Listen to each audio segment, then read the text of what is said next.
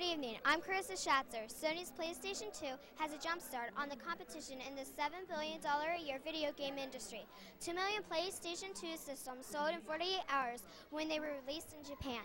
From on top of the levee, the crack doesn't look too big, but when you come down here and look at it, you can see it's about 120 feet long, and at this point, it's about a foot wide. You can see that crews are still on scene with us. They're trying to figure out how this fire started and who the 5 victims are. What I have on is a Mustang survival suit, and you should not come out here and try to rescue somebody without one of these on. Otherwise, someone might have to come and rescue you. Bill, we've been on this scene for hours now, and investigators are just finishing up here on Ponderosa Road. Officials tell me they were called out around 1 o'clock this morning here for a house fire. When they arrived on scene, the house was already destroyed, but then bad went to worse. You have 20 minutes to eat 10 of their hottest wings without a napkin or a drink, and apparently those wings are 100 times hotter than this bottle of hot sauce I keep in my purse. I want to give you an idea of exactly how small the old office is, and the time it took me to walk across the office, it took me less than 12 steps. Anybody can join. They're even letting me take a shot. Karissa Shatzer, WJAC TV News. Pull! Bill, I'm here at the State Police Barracks. Just minutes ago, a trooper came out here and handed me this press release. We now know that the man killed in this murder is 39-year-old Michael Simpson. Investigators are not releasing many other details at this point, but here's what we know so far. Troopers were called out around 8:15 last night to Centerville Road in Cumberland Valley Township. That's in extreme southern Bedford County. We were at the scene this morning and saw troopers at the tan house on the right. I spoke to the Bedford County District Attorney Bill Higgins. He says troopers are investigating a shooting death. As for the victim, Simpson lived in the house where he was found. We also spotted a state police helicopter circling the area. Higgins confirms that troopers do not have a suspect in custody. We're going to stay here and keep digging for details of the latest information tonight on WJAC TV News at 5. Reporting live in Bedford County, Karissa Shatzer, WJAC TV News. The president is set to take the stage behind me in just minutes. The crowd here is just buzzing with excitement and anticipation. Let me step out of the way so you can take a look around. Local and state leaders are here, as well as Penn State students and staff. As WJAC told you, only 1,000 tickets were available for the president's speech here at Rec Hall. Everyone is anxiously awaiting his arrival. We've seen the crowd do the wave. We've heard them do the "We Are Penn State" chant. Right now, I hear the slow clap happening behind me. The crowd really went wild when Penn State's football coach Joe Paterno walked in, but everyone is here to see the president. And during his speech, Obama is supposed to recognize a Penn State scientist named Jim Freiheit. Freiheit wants to transform the building industry by making energy-efficient renovations more possible. The administration is so interested. Obama is getting a first-hand look at Freiheit's lab during his visit here. Coming up at 5 o'clock, we'll give you a wrap-up of the president's speech. Live in Center County, Karissa Shatzer, WJAC TV News. Marty and Jen, it just so happens that I ran into a problem a lot of people do. My furnace went out last night, so for a quick fix, I broke out the space heater, and today I asked a fire inspector to come over to make sure the heater that I'm using is safe. The automatic shutoff protection is so if it does tip over, forward or backward, it'll turn it off immediately so it doesn't catch your carpet on fire. Many newer model space heaters like this one also have temperature controls that shut off the device before it overheats. But that doesn't guarantee safety. Probably the number one problem with space heater use is that you have things, combustibles, things that could catch on fire that's too close. The fire inspector tells me the best bet, keep the heater 3 feet away from everything.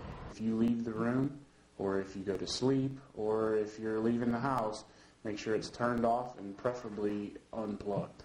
And when you do have it plugged in, make sure it's into an outlet, not an extension cord. It can be too small of an extension cord for the amount of electricity that space heater uses. So with that said, it could very easily overheat. The heater that I'm using is good for a small room or office space, but if you're looking to heat up a larger room or even an apartment, the fire inspector recommends an oil-filled heater. It'll warm up a larger area using less electric. Reporting live with the Blair County Mobile Newsroom, Karissa Shatzer, WJAC TV News. surprised with anything that people do, anything that people put in their bodies. I'm not shocked. So it was just sort of another day at the office for me. As the Bureau of Narcotics Regional Director, Randy Feathers has seen it all. He spent decades fighting to keep drugs out of the Alleghenies. Although he's not shocked, he is concerned. It will kill you faster than any drug that I've seen in a long time. It's the most dangerous product I've seen in 35 years. The packaging is deceiving, but the powdery substance inside can provide effects like cocaine and ecstasy. Well, it's a synthetic drug. It has a couple of properties to it. One is it causes hallucinations, and the second is a stimulant. The effects are severe. In recent months, about half a dozen people were rushed to the emergency room at Altoona Regional because of Blizzard. Other Blair County hospitals have seen similar numbers. That doesn't include 2 people who died from it. The fairly universal reaction seems to be really terrifying hallucinations. It gives people suicidal thoughts and makes them do a lot of crazy things. But we've certainly seen people that thought, people were out to get them, thought the devil was out to get them. They commit suicide while they're on it. They slice their stomachs and their throats. The drug increases your heart rate and blood pressure, and the hallucinations can last for days. The effects seem to last for quite a long period of time, sometimes 30, 40, or 50 hours at a time, and the effects after that can be prolonged as well. I mean, people can have psychiatric effects long after the acute effects of the drug wear off. About a month ago, Freedom Township police saw the side effects of Blizzard after one man stabbed another over the drug. I believe the stabbing was part of the paranoia too, because of the initial incident was just basically an argument, but it got out of control because the person using the Blizzard was just so paranoid and in fear of his well-being at the time. Freedom Township police tell us they've seen about a dozen other crimes related to Blizzard. Roaring Spring police have also seen a few, including DUI. Investigators say many of these people are also addicted to meth, heroin, and other drugs. They're constantly looking for a new way to get high. I think that the aggressive law enforcement we have in Blair County has made other drugs hard to get, and Blizzard actually easy to get, unfortunately. Easy to get because it's legal. There's currently no law against selling Blizzard because it's marketed as a bath salt, not a drug. We're finding that head shops are selling them. You can get them off the internet, those type of things. Tattoo parlors. I bought a jar of Blizzard in full uniform. These bath salts may be easy to get, but they do not come cheap. About $45 will get you half a gram of these bath salts. That's only about half of what's in a Sweet and Low packet. The National Drug Intelligence Center in Johnstown has begun researching the abuse of Blizzard. Meantime, law enforcement and drug officials across the state are fighting to get it outlawed. We're just not going to sit idly by and watch people hurt themselves and allow people to sell products to people that are going to hurt themselves. Sometimes it takes a little longer than we'd like at times because these things, they jump up on us and we're not ready for it at times. But we'll get there as fast as we can to get this stuff outlawed. I'm sure of that, confident of that. Until then, parents should be on the lookout. Karissa Shatzer, WJAC TV News. I'm Karissa Shatzer. An act of racial intimidation in suburban Johnstown is having the opposite effect. Bridget Bailey Fletcher came home from vacation only to find this message on her house. But this morning, dozens of people got together to paint over those hateful words. They also planted flowers and pulled weeds.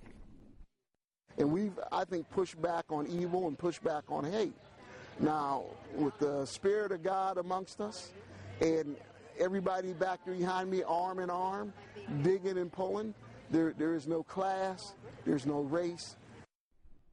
Crime Stoppers is offering a reward for anyone with information on the hate crime. If you know anything, call the number on your screen. That's 1-800-281-1680. Thanks for joining us. I'm Karissa Shatzer. As WJAC first reported at noon, District Attorney Bill Higgins said the death of an elderly man is being treated as a homicide.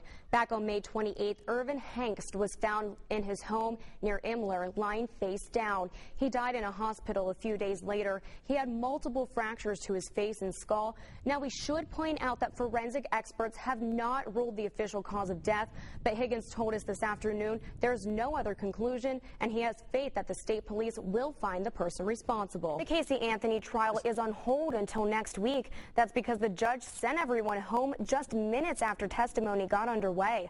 Lawyers from the defense and prosecution have been bickering back and forth all week.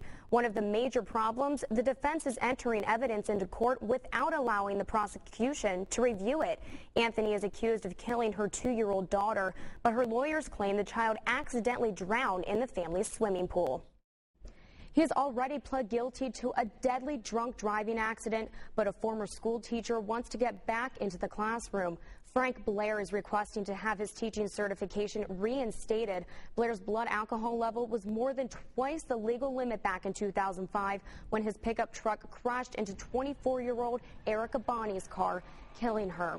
Blair had been a teacher at Wimber Middle School. There will be some hearing procedures scheduled on the issue, which people are invited to participate in. If you're interested, you have a 30-day window to contact state officials. The flags are waving, the grills are sizzling, and the fireworks are standing by. Good evening. I'm Karissa Shatzer. We begin our coverage this 4th of July with a look at where many local families from all over the region are headed to tonight. One of the top-ranked fireworks displays in the world, Central Pennsylvania's 4th Fest, and it's all run by volunteers. WJAC is a proud sponsor of 4th Fest. Bill Waddell is live at the carnival to show us what's going on. Hey, Bill.